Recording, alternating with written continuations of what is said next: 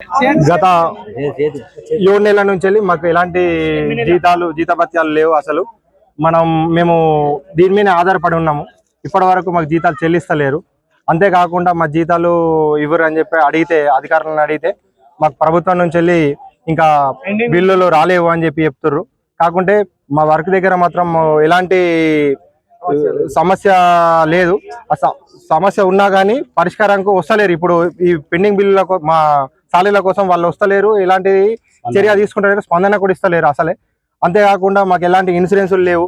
మాకు నెల జీతాలు ఇవ్వకుండా మా సొంతంగా మేము పెట్రోల్ పోసుకొని పోయి అక్కడ వాటర్ ప్రతి విలేజ్కు పుష్కలంగా వాటర్ ఇవ్వడం జరుగుతుంది. అయినా సరే మమ్మల్ని పట్టించుకోకుండా ఇట్లా 7 నెలల నుంచి ఇబ్బంది పెడుతుర్రు. అధికారులు స్పందించి ఇప్పటికైనా సరే మా జీతాలు చెల్లించాలా, మాకు కూడా సంవత్సరానికి ఒకసారి మా జీతాలు పెంచాలని చెప్పి ఆల్రెడీ యాక్ట్ లో ఉన్నది. అయినా ఇప్పటి వరకు ఎలాంటి జీతాలు పెంచుతలేరు. పెంచకుండా సరే మాకు ఇదే ఆధారం కాబట్టి దీని మీదనే వర్క్ చేసుకుంటూ ఉంటున్నాము. ఇప్పుడైనా సరే అందరూ ప్రభుత్వం స్పందించాలా, అధికారులు స్పందించి మాకు జీతం చెల్లించాలని చెప్పి మేమందరము ఐక్యతగా వచ్చి ఈరోజు మా డిమాండ్ని సామరస్యంగా ధర్నాకు దిగినాము. ఈ ధర్నాని కంటిన్యూ ఖచ్చితంగా 100% మాకు జీతాలు చెల్లించే వరకు మేము ఇట్లానే పోరాటం చేస్తాము. అవసరమైతే ఇక్కడనే వంట వార్పు కూడా చేయడానికి సిద్ధంగా ఉన్నాము.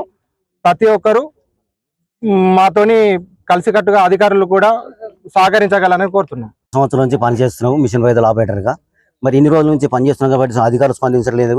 మరి ఈ జీతాలు కూడా ఇవ్వడం లేదు. కనీసం మా బతుకులు మరి రోడ్డు మీద పడుతున్నాయి. కనీసం ఇప్పటికైనా స్పందించే అధికారులు మరి మా జీతాలు ఇస్తారా, ఇయ్యారా? మరి ఏదైనా ఒకటి మాకు కంపల్సరీ సమస్యను పరిష్కరించాలని కోరుతున్నాం. మాకు ఐడి కార్డులు కూడా లేవు. రాత్రి బావులు మేము డ్యూటీలు చేస్తున్నాం. కంపల్సరీ మాకు ఎటువంటి స్పందన లేదు.